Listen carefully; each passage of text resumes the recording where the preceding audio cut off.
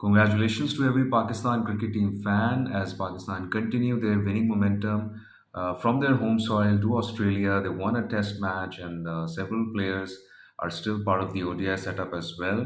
So the feel good factor is conspicuous as Pakistan outgunned, outsmarted, and outplayed Australia in all departments of the game in the second ODI. In the first ODI, they were fiercely competitive. They, dragged the game right till the end, and especially the bowling unit is bowling with great, venom, spite.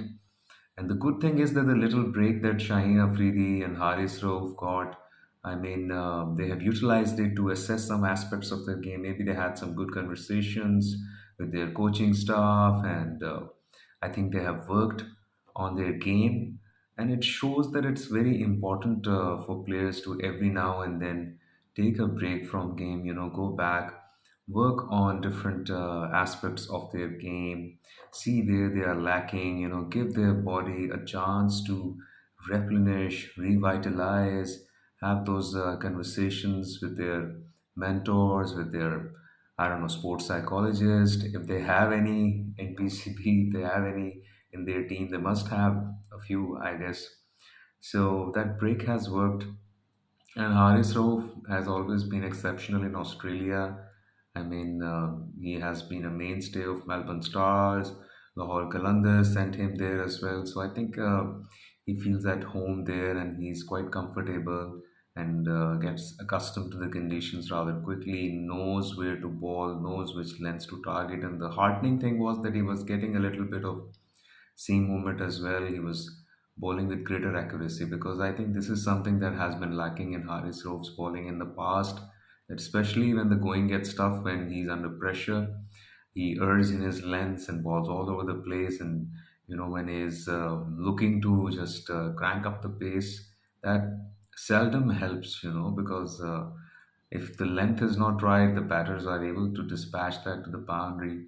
But in the second ODI, the way he set up different batters, and challenged the outside edge, I think it was fantastic. And he built on pressure, string many dots, and that resulted in dismissal. So it's a good sign. And break, like I said before, breaks are very important. Every player deserves a break. So they go back, work with their team, with the sports psychologists, with their mentors, with their coaches, and then make a comeback. It's a very important and facet of the game, and I think Pakistan needs to focus on this as well.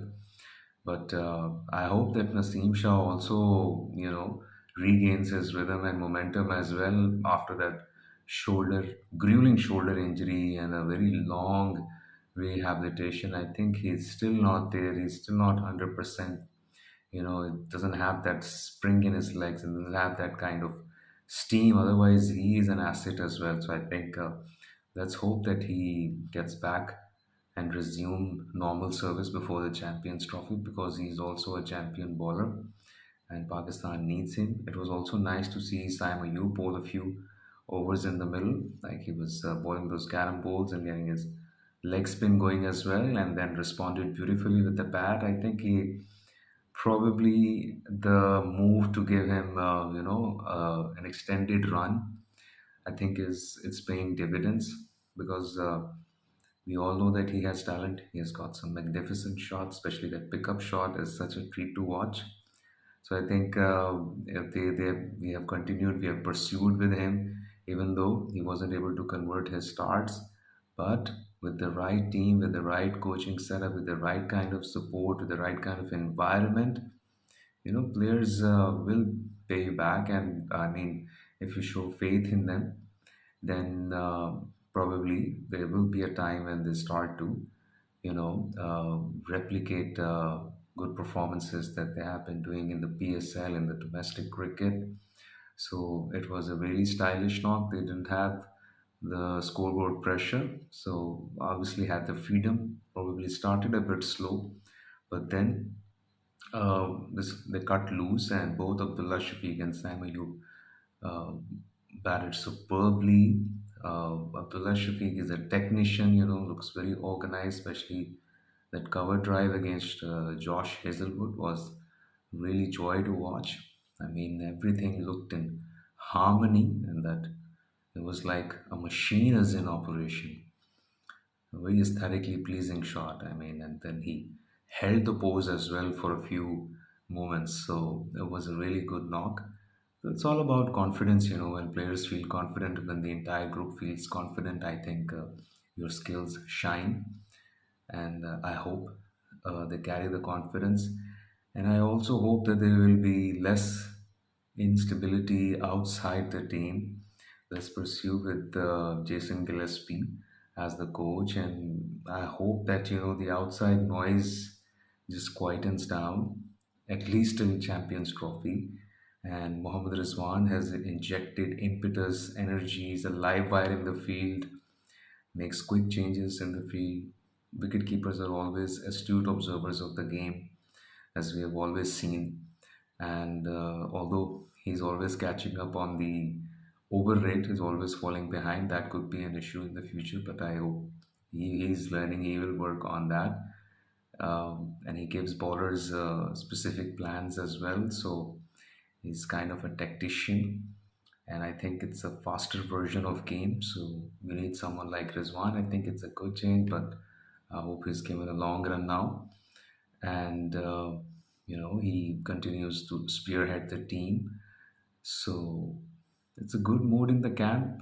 However, I must say that little bit of gloss and sheen has been taken away from the series because some of the key players of Australia won't be available for the series decided, which is a real shame. I mean, Champions Trophy is around the corner, so players ought to prioritize ODI cricket. I mean, I understand if it was some Test Championship final or something, then it makes sense to rest few of your players, but that's these are the kind of issues that befall international cricket. For me, a cricket puritan, international cricket comes first, obviously above league cricket or any other forms of cricket. So can't if full member sides are playing against each other, the best players must be available. So that's a little bit disappointing, even for a neutral cricket fan. And it was nice to see Babar Azam hit the winning stroke as well. I think he has been given a lot of support, a lot of backing. So he just needs to express himself, and he's got so many shots in his armory. I think now is the time that he starts to just play freely. He has seen it all. He has seen the ebbs and flows that comes in a cricketing career. The fans are behind you, and then fans leave you, they criticize you. I mean, these things happen. But for an athlete, for a cricketer, given in Pakistan only, cricket is the only sport. It's like a religion. There's always pressure on these athletes. But I think now is the time that he steps up, shows some guts. And that winning shot showed that he is coming back. That aura, that swagger, and that vitality is coming back. So let's see. Maybe he scores a century or gets to a 50 and then continues to score truckload of runs. So the series has been good to watch, and let's hope we get a good show from Pakistan. It would be a landmark victory, a landmark series victory. Obviously, Pakistan will be tumbling some records, and yeah. So I'm waiting for the Sunday's game. Let's hope it would be a cracker.